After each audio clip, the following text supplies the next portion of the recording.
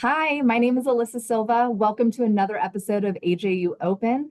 We have a fantastic webinar today featuring author Derek Black and the ADL's Vice President of the Center of Extremism, Oren Segal. We're very excited for this conversation on Derek's new book, The KLANSMAN'S Son, which is out now, which you can purchase, which is very exciting. But really quickly, I just want to introduce our host, Oren. Oren is the Vice President of the Center on Extremism at ADL. He leads the organization's efforts to combat extremism and terrorism and all forms of hate, both online and in the physical world. In recognition of his exceptional service in the public interest, Oren was honored by the FBI in 2006, and he was named one of 50 influential, intriguing, and inspiring American Jews by the Forward in 2019. Incredible work, Oren. We are so thrilled to have you and to be in partnership with the ADL on this program, and I will let you take it from here. Awesome. Thank you so much for the introduction.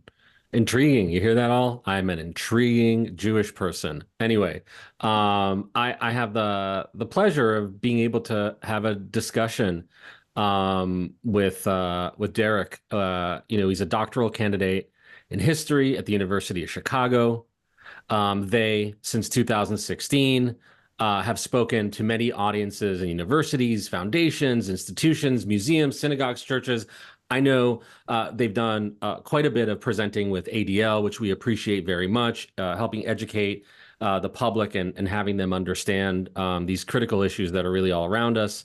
They received the Elie Wiesel Award and a humanitarian award from the Anti-Defamation League as well. The KLANSMAN'S Son is their first book. I actually have it. This is not one of those cases where somebody's going to be in discussion, hasn't looked at the book, is making it up. So I'm really thrilled to be able to have this conversation with you, Derek. Thank you for being here. Thanks so much for having me, Oren. And also thanks to the university. I really appreciate this event today. Yeah, thank you so much to the university for enabling this discussion to happen. So I'm just going to jump right into some questions, if that's okay. I've been with ADL for 704 years, looking at various types of extremism across the ideological spectrum. One of the things I'm always fascinated by is how people get involved at the earliest parts of their lives. Not everybody is sort of born into it. A lot of people eventually are kind of led into these movements. I'm curious, based on maybe give the audience who may not be as familiar with your story a little bit of a sort of foundation of how you started in a white supremacist movement, but also specifically, how you interacted or what your impressions were of perhaps other people you interacted with at the time who are either your age or around your age. If you have some time to do that. Yeah.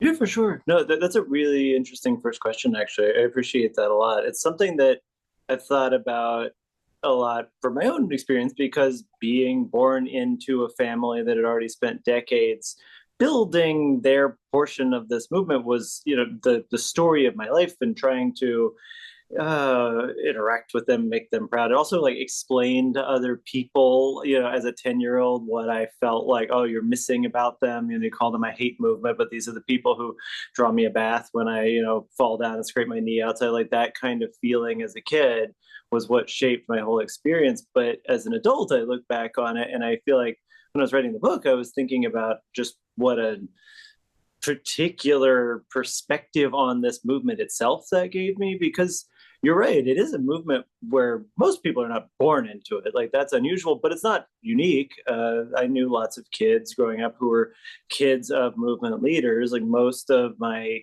closest friends, usually long distance friends when I was growing up, were kids of movement leaders. My first romantic relationship, my best friend growing up, was a child of a movement leader. It's an insular world where people marry each other, where my babysitters were my parents' friends within the movement. And then also on top of that, I met all these people, and most people come into it as, I would say, to doing a big generalization, as a young-ish person. Both of my parents and their closest friend, David Duke, came into it when they were teenagers. And I write about that. And it's also kind of broadly true. People find this movement usually in their teens or 20s, and it becomes a huge part of their life, and they identify themselves around it, and it becomes a major part of their identity. And like, that's also to describe what it is like, it's not just racism, it's not just anti-Semitism, it's a specific social movement. It's white nationalism or white power as an alternative like way to describe it, that has tens of thousands of people. It's an international movement. It's not one with membership. It's one where people identify based on common history and heroes. It's one that has a self-image of its own history going back maybe to the 1950s. And it's like a separate thing from just segregationism or white supremacy or xenophobia, but it's something that draws from all of those ideologies, and that's what fuels it. Did it seem like a huge movement at the time, right? I mean, this is almost like I guess it may depend on age, but if that's kind of what you're surrounded with and what is normalized, and there are people that you care about that are taking care of you that happen to be in this movement, do you feel like that's most of the world, or did you know early on, actually, no, we're kind of an outlier here. We are pushing up against other forces. Like, when were you kind of conscious of that space? There was never a point in my life that I can look back on and I didn't know both that they believed this, it was the driving force of their life, and that the rest of the world thought that they were marginal, hateful, or extremists. Like it, and it wasn't something they tried to keep from me, because it's something that's central to this movement. It's one of the main things I think that makes it such a potent identity. Is it's one where people know each other and they do these social things like marrying each other. Like my parents, they met each other through the movement, and that's not an uncommon story. And that sense of being like the only people who have a sense of how the world really is, or the only people who like can see how society is going to fall apart, or the only people who are willing to, say the racist anti-Semitic stuff that they say, even though they believe lots of people believe versions of it or agree with them in some way, but are afraid of being, contradicted. Like that's their whole sense of themselves as a person who is willing to be called a racist, be called a bigot, and not back down. And so it's not something they're ashamed of. It's something that's like so central to who they are that there was never a point where I wondered. It was something instead that as a kid I had to navigate, because I grew up in South Florida, and it wasn't a segregated place. I was in public school until I was in third grade, when my parents took me out, because it was so racially diverse, and most of my close friends were not white or were Jewish. And so there's this just experience as a little kid where I realized I have to navigate that my family has this worldview, and I respect and love them and think they must be right. And also my close friends are horrified by what their parents are telling them about my family, and like trying to navigate those two feelings is something that I remember being like a kindergartner and having to navigate that. Oh, this is very interesting. Yeah, I was going to ask you, like, when, were there maybe doubts or contradictions that you had noticed while, you were growing up and still a part of the movement? And, so early on, well, maybe that's different, right? There's the sort of what you were describing, but was there ever in the earlier stages, like when you're helping run the kids section of, the website that we don't want to name, right? I mean, were there moments there where you're like, there's something off, or that I'm not sure, or did that really come kind of later in college, as you sort of describe in the book?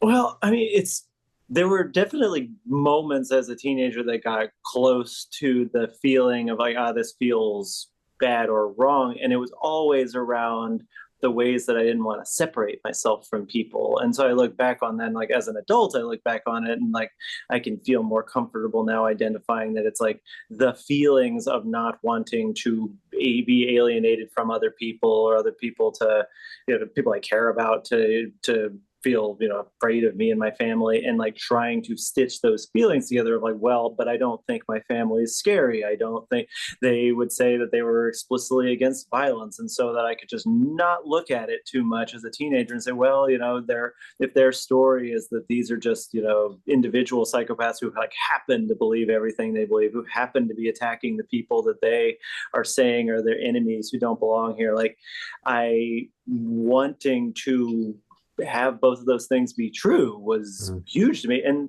I think writing the book, it was one thing that I like looked back on. I was trying to sort of find those kind of moments, and I think one that I was a little surprised by was how complicated leaving school was, because I was 9.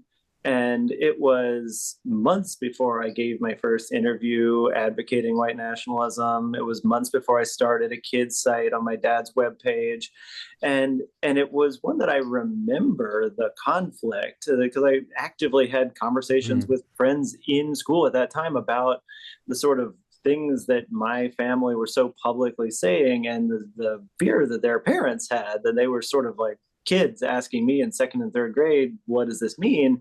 And I remember leaving school and having this feeling like, I can't thread this. I cannot figure out how to parse these things. And so not being in school feels like the right solution here. I won't have to, I won't have to be confronted by this. And it's like they're 9-year-old thoughts. They weren't clear like that, but this feeling of like, I can lean into my family and I can feel less torn in two was something that was much easier once I was homeschooled, because I could still go to extracurriculars. I didn't, live isolated completely at that point. I went to homeschool extracurriculars. I volunteered, and I could still see myself as being open to people. But every time they wanted to talk about white nationalism, particularly as I became more of an outspoken person for it, I would just say I didn't want to talk about it. And then I would go home, and, that relationship would never get quite deep enough that I would have to really be confronted by it as an adolescent. And so I could just sit with the idea that both of those were not contradictory.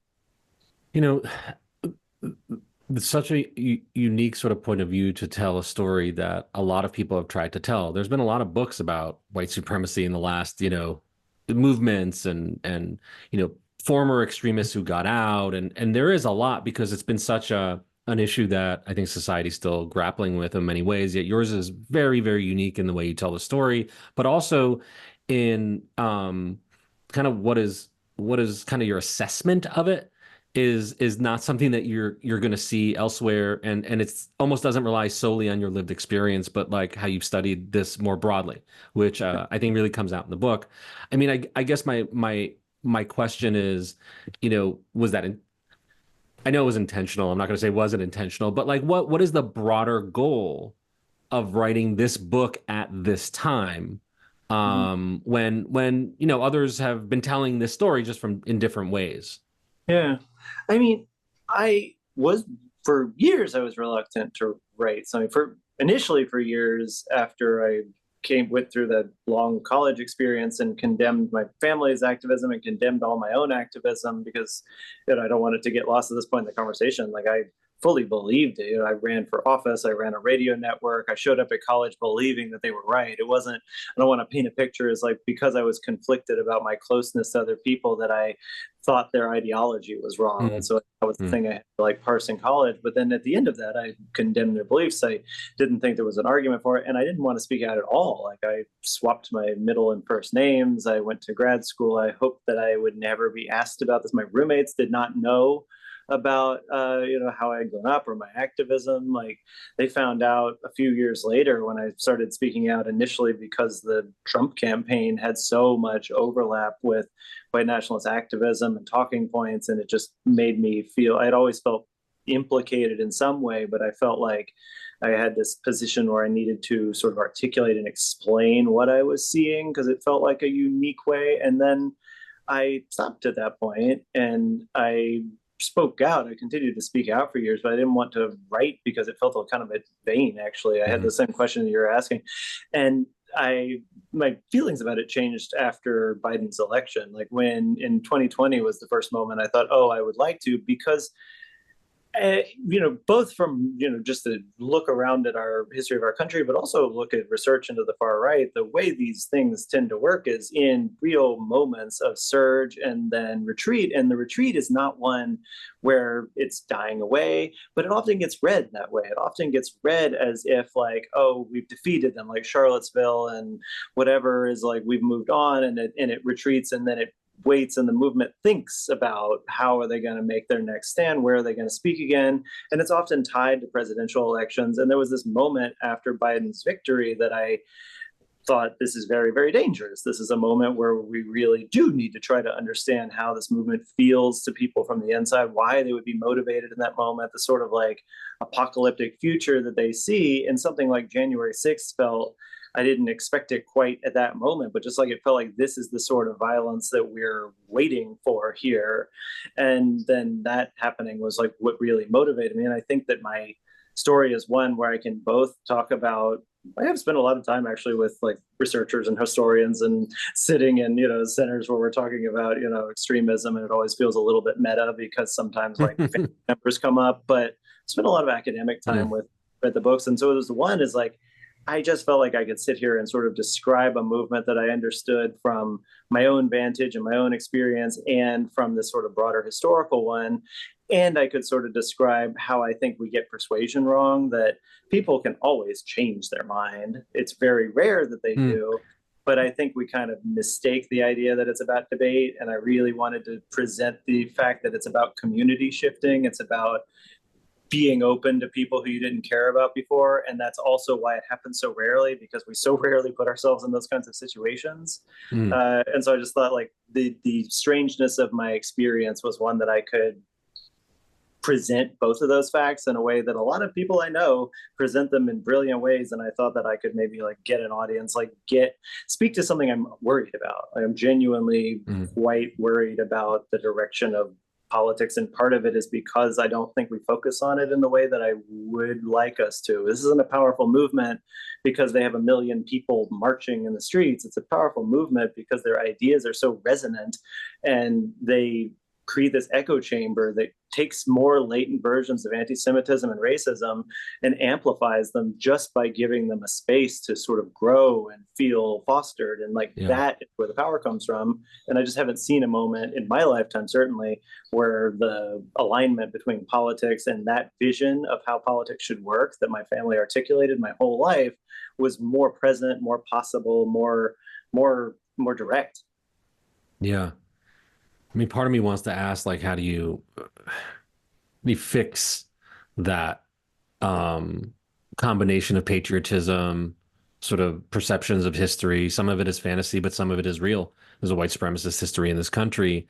But the way that people sort of conflate the two as a way to bolster each other's either political or extremist movements, right? How do you demonstrate why that is maybe a false choice, or because how it works. You saw it, to your point, growing up. You're seeing it in our politics now. What do you think is an effective way to counter the messages that sort of glorify, white supremacy like that, as if that's something to strive for again? I mean, I don't want to claim that I like have the answers for how you do it. I have my broadest answer, I think, is probably the one that you and I think most people listening who are engaged in this sort of thing would answer. It's like we all have a different point. We all have a different like point of leverage or power or like place where our voice echoes, right? And I think that always comes down to like engaging, because I think the broader experience here is that debating somebody around facts, like I spent my teenagers trying to deal with the emotional experience, the feelings of like, I don't want to be somebody who is closed off to people, by trying to rationalize it and by trying to lean into sort of like white nationalist conferences where they, have professors talk about race and try to justify all this stuff. And it was this opportunity to try to feel like I could say it was rationally true, even if it didn't feel right. And I think that there's a lesson there that like, if somebody is somebody who believes, everybody believes something for reasons. Like they all believe something, not because it's just what they happen to stumble upon. And I think the answer is usually because it's part of their identity. It connects them to the people they care about, makes them feel safer. It makes them feel justified. It makes them able to rationalize something that feels hard to reconcile, like living in such an unequal society, seeing so much violence around you, like whatever the situation is. I think coming up to somebody and trying to argue the facts is rarely going to succeed. It's going to be some sort of debate that they can win points. And I think there's a broader lesson about like my experience happened in college. I did grow up in a place where I felt like I encountered and met people and was friends with people I didn't want to be separate from. I didn't want to hurt. I wanted to love and care about, and I needed to align those things. And so I spent years breaking down, allowing somebody else to like break down my sense of like what is statistical and what is fact and all this like dumb stuff that racists try to argue. And I think the lesson there is that it's all about some sort of broad connection of relationships, and it's something about society itself. And so the answer of how do you change things really comes down to what position are you in, like what relationships do you have, and if the answer to that is like broader anti-hate activism, if it is policy work, if it is like teaching classes, I lean a lot into history, and that doesn't feel like direct activism to me, but I end up working with organizations where we just try to talk about what happened in American society, what happened in world history that created race in this way, to sort of get them to look at it in a different perspective. And that's not changing politics. That's not necessarily even changing people's minds, but it feels like a potent thing to me because it aligns with what I am relatively good at. I study history and I can talk about it. And it also aligns with that sense of like, we all have this role in society. None of us are like observers. None of us are people who our decisions are unimportant. Every individual interaction I had at college, which is ultimately the lesson I wanted to put in writing a memoir, was that I was a part of something that felt huge. And it was huge. It saw itself as a part of American history, and it saw itself as a part of this politics. They had these apocalyptic visions of violent revolution that sometimes felt like they were not, like they really did see sort of violence. They could create this violence. And yet my experience at college was about individual relationships. It was about feeling confronted by how my impact on people I cared about just made me feel like I was not who I wanted to be. And going through that made me look at just everybody in this movement. I think everybody probably in most movements has a sense of themselves that is maybe seems huge, but it's baked into these individual relationships. My parents' life trajectory, everybody in this movement's life trajectory is defined by the relationships that they've made. And that's what keeps them exactly where they are. It's this sense of like being up against the wall and also feeling like they need to sort of prove their purity and their loyalty to these other people. And it's this sort of horrible circle that people break out of, but it takes something more than just meeting one person. It takes something more than not liking how your life is going. I think most white nationalists don't like how their life is going, and yet they can't see a way to feel differently about the world. They can't see a way to reimagine the world. Yeah, and I kind of want to push on that point because I think many people maybe listening to this are like, are you an outlier there, right? Like, was there something about you, right? It's not just that, you were introduced to, went to college and had some other experiences on the way. Of course, I mean, other people and movements have that opportunity too. Not all of them kind of, readjust their thinking or kind of see something that is meaningful to them that is different than what they've learned, right? Mm-hmm. So like, I don't want to say like, but aren't you special? That's not what I mean, but like, aren't you? Like, I mean, or let me put it this way. If others reach out to you and say, how do I get out of that? Is there a common theme that you see for those that may be more inclined to be able to get out than others that have a harder time embracing what you just described? I think my quickest answer, like the baseline answer, is like, I think probably helpful to anybody who is in any kind of situation that's anywhere close to what people who met me in college were experiencing, which was that they all asked the question of like, am I showing up in good faith? Like me as a person, was I showing up to those conversations in good faith? And I think anybody who had conversations with me in college would say that they were always ready and willing to like walk away if I was like not willing to listen to them, if they were just going to have to listen to racism and I wasn't going to try to understand their perspective, if I wasn't willing to sit with what we were talking about, then they were not going to do it. And I think that's like, if you want to look for something unique, I don't know, it was that I was doing that, but I think anybody can. I have also thought a lot about, I have this experience every now and then, like academic psychology, social psychology articles come up and they'll like, I'll find myself as like an anecdote in some theory of persuasion or like theory of like how do people change, and I find it like, oh yeah, that's an interesting, like, sure, I see how that could map onto my life experience. I get that. And I think that the maybe biographical parts of me that allowed me to be in the situation were like not unique. I think they were, one, something about being born into it I think was essential. I think being born into a movement is a different experience from seeking one out, if only in the sense of your own personal commitment. Like, I spent my life feeling like I always made my own choices, but I could also it was impossible for me not to recognize, like, you were born into it. Like the sense of like, let's look at your worldview that your parents taught you as you were a kid, and it doesn't matter how much you think you've rationalized this, you were born into it. Let's think about that, is different from being a 19-year-old and being a xenophobe or an anti-Semite and like going to find that movement. That sense of commitment, I think, is different. And then as somebody who was born into it, I was so outspoken. I was weird. I think I was unique almost in growing up in this movement, and then becoming like leader of it when I was like a little kid, and then running for office and feeling like I could and wanted to and got respect from other adults, meant that once I was in college or anywhere I was, that people couldn't say, oh, you know, you just believe this and I'm going to look the other way. They had a feeling that like I was this outspoken person with power and influence, and like arguing with me had some something beyond just like our individual relationships at stake. And I think those were the two things that put me in a situation that people were arguing with me, were sitting with me, and I was willing to listen to them. And like, those aren't unique things, but there are things that I think out of my biography, if you change them, my whole life experience is totally different. Mm. And I sort of asking this is a bit of a strange question. I hope I can articulate it the way I intended to.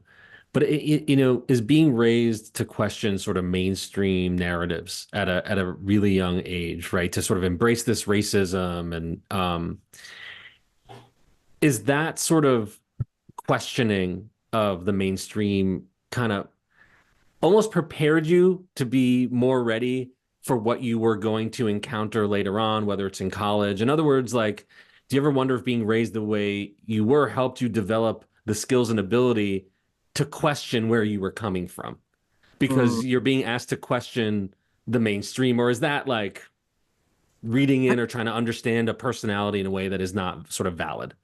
I think I have a complicated answer to that. I think that is one of the things that I thought at the time, because it took a lot of mental internal persuasion to convince myself to not be quite too afraid of going through the conversations of like, some major foundational thing that I think is like, is a foundational truth of why my parents' worldview is like real and accurate and scientific and backed up, like accepting, oh, that's wrong. Like they've been misusing statistics, or they just don't understand history, or they are being bigoted on this. They're just like, oh, this is actually just prejudice. Like accepting those things one at a time didn't feel like they were undermining my worldview, because they were like one piece of evidence. And one of the defenses internally was that like, I've been raised to be, contradictory and to be okay with ideas just on their merits, like this sort of like, oh, I'm so rational thing.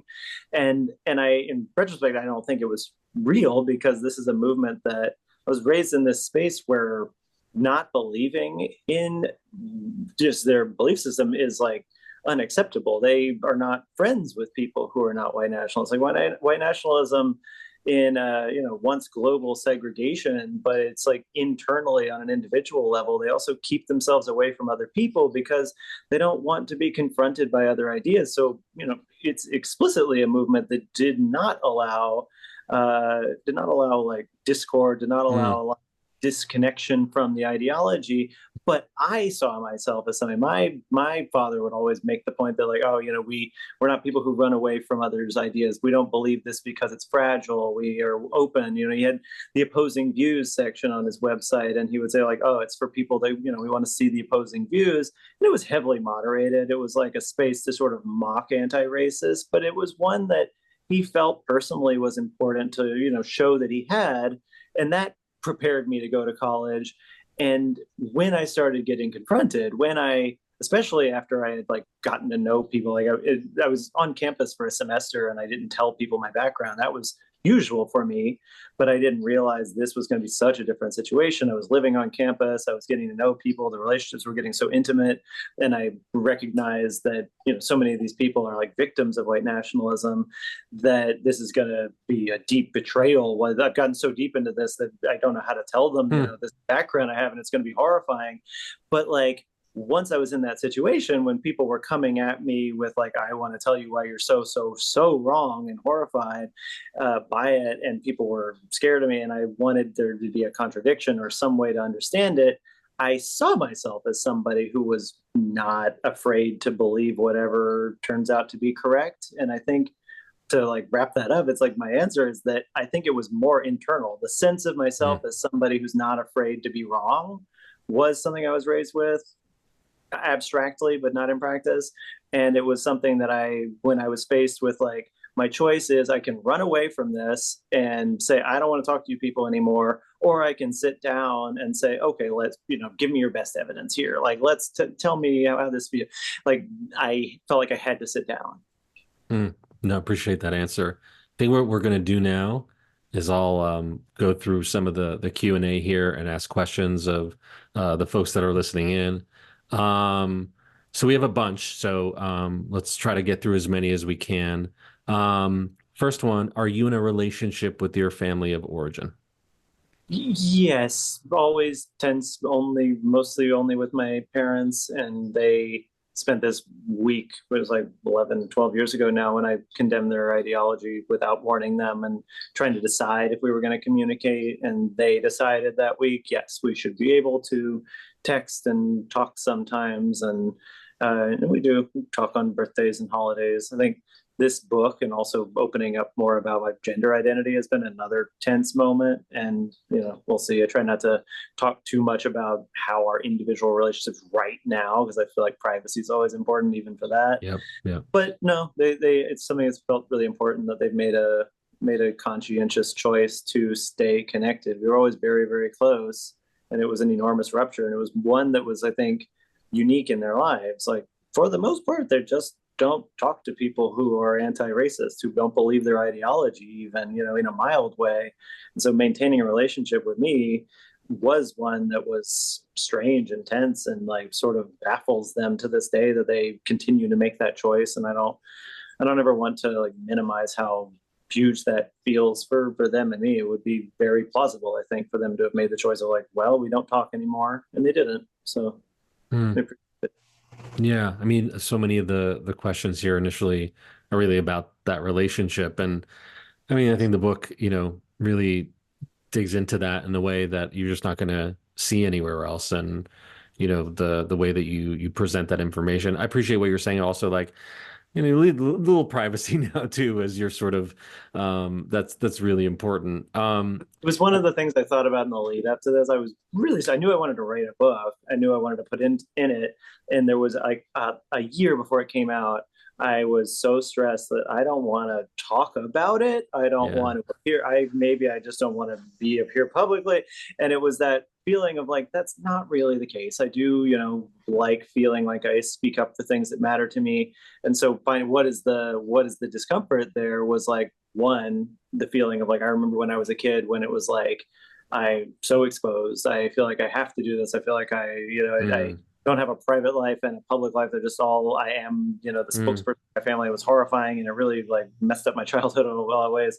And realizing I'm an adult, I make my choices now. I have privacy. And one of those choices was like, just, you know, my relationships, I use them in the book and with, you know, consent of people to explain how things I've learned, things I've experienced. That's usually what I'm trying to do in it. And I feel great about drawing the line of like, oh, if I'm having dinner with somebody, you know, like somebody from college next week in the book, like that's a space where the experiences in the book wouldn't have happened if I had been leading such a public life there. It was because I had that privacy that just made so much growth possible. Yeah.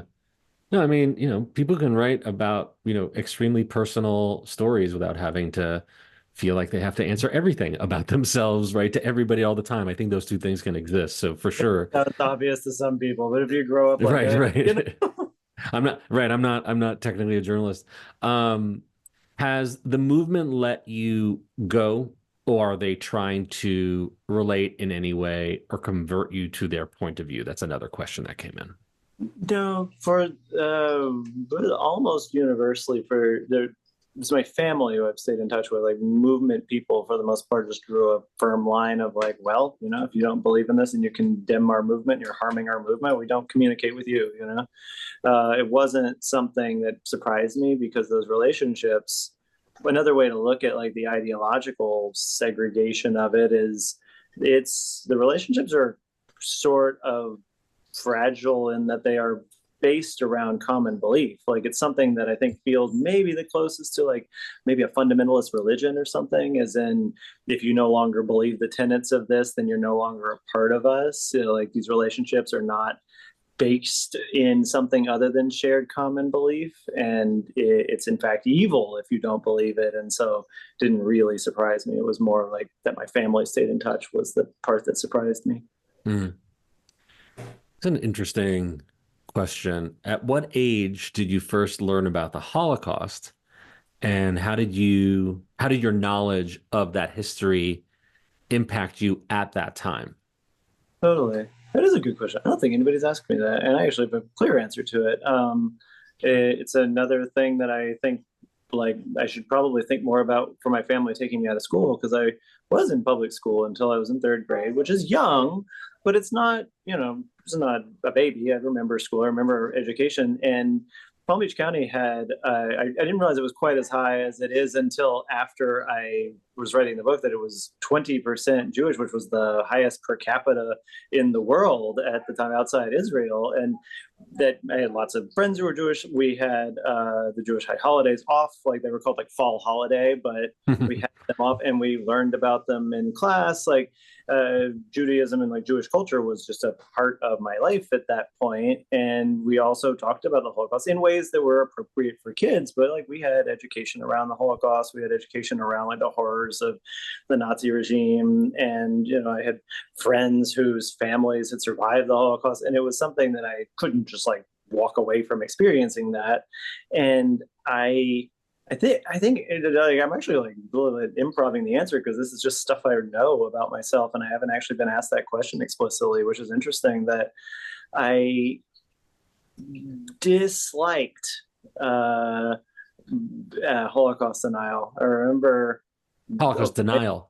Holocaust denial. It's a major part of nationalism. To anybody who's unfamiliar, like Holocaust. Right. So you did. So I just want. So you were. I want to make sure I heard right. So you dislike the Holocaust denial part of what you were hearing. Interesting. Okay. Yeah, but because I remember, like in school, it was just horrifying. Like it was just horrifying lessons, horrifying talking to friends. I have friends who were traumatized by the lesson because of their personal connection to it.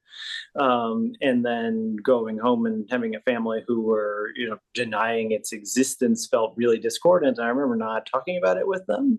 I remember not getting into it in a way that, like, when we would have civil rights education, it was a little easier because they remembered the civil rights movement and they were on the other side of it, and they had this like perspective, and they would describe it in a way that was like uncomfortable also, but not in the horrific way that talking about the Holocaust was. And it was something that I avoided a lot as an adolescent.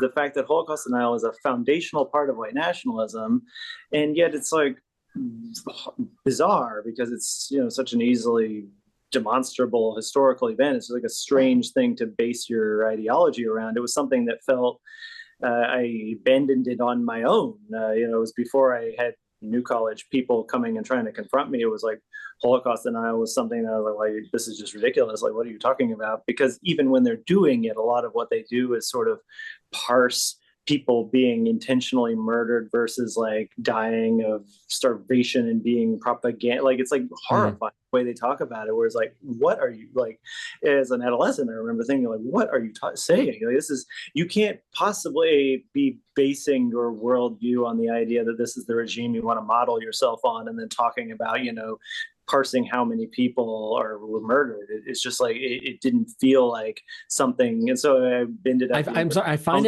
it remarkable though. Like, it is like, this kind of gets to the question of not everybody would necessarily be open to the experiences that you have had to enable that to sort of change you.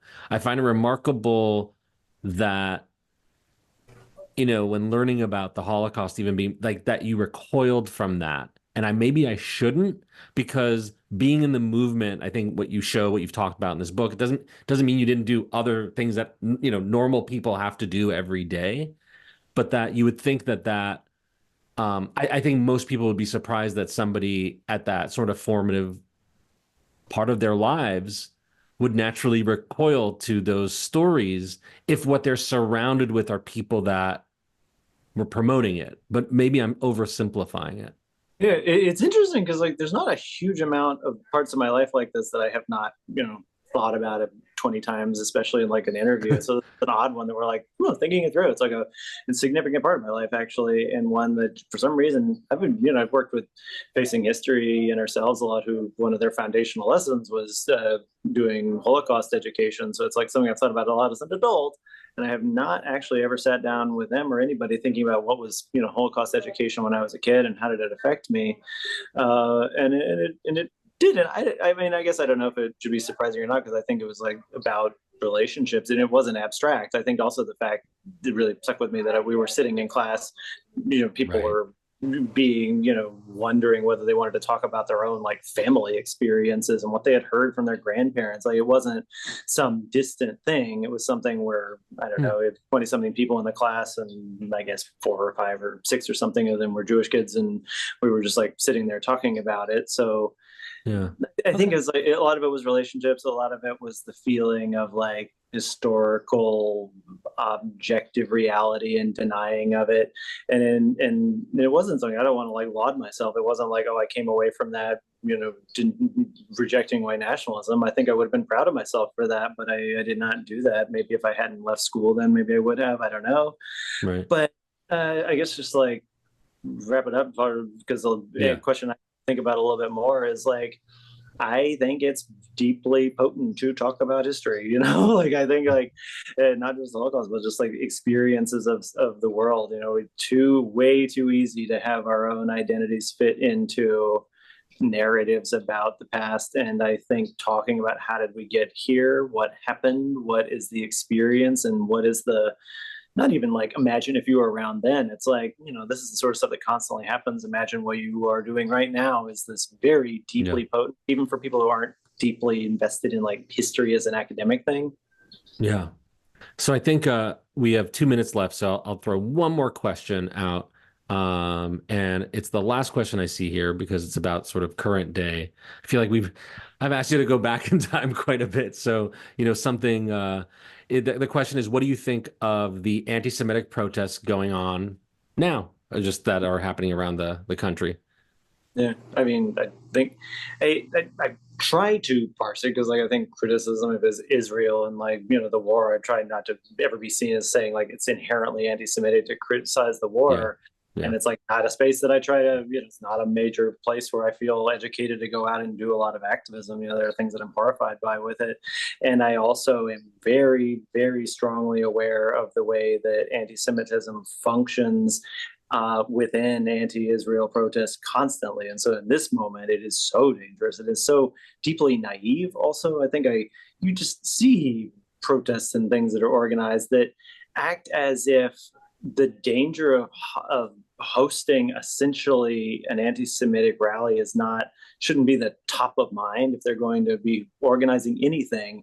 Like if you organize something and you don't have very clear answers for exactly how you're going to identify at what moment you are fostering anti-Semitism, you're just hosting an anti-Semitic rally. And I think that's organizers need to, people who see themselves as like, no, it's not anti-Semitic at all. Like recognizing the naivety of like maybe what their beliefs are doing, what exactly they think that they're supporting, what exactly they think they believe about themselves or the world. I think just like a lot of introspection. And the base level is the idea that I genuinely think we see in like organizing spaces, the idea that like anti-Semitism is somehow not as pervasive or is like less of a significant part of American culture than like racism or xenophobia. And I feel like sometimes I'm like the only person in the room who feels like we need to be talking about anti-Semitism as like a form of racism. It is something that is so deeply embedded in society. It is so dangerous. It is so something that Jewish people experience constantly, but it's something that just speaks to all social justice activism. And I think to operate from a lens that does not prioritize recognizing that is just like at best naive, but it worse, like horrifying. Yeah, thank you for that perspective on sort of something that's happening now. And I definitely share your point of view that I don't think everybody engaging in protests around the country is anti-Semitic.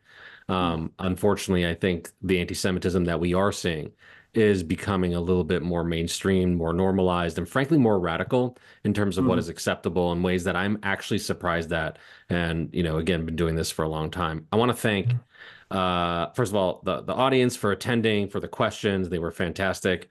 Really, Derek, thank you for taking the time to talk. I really enjoyed our conversation. Look forward to talking in the future. And on behalf of the ADL and AJU, thank you all for being here. And a reminder, because I have it handy right here, check out the book, really worth your while. And I hope everybody has a peaceful rest of the day. Thanks so much.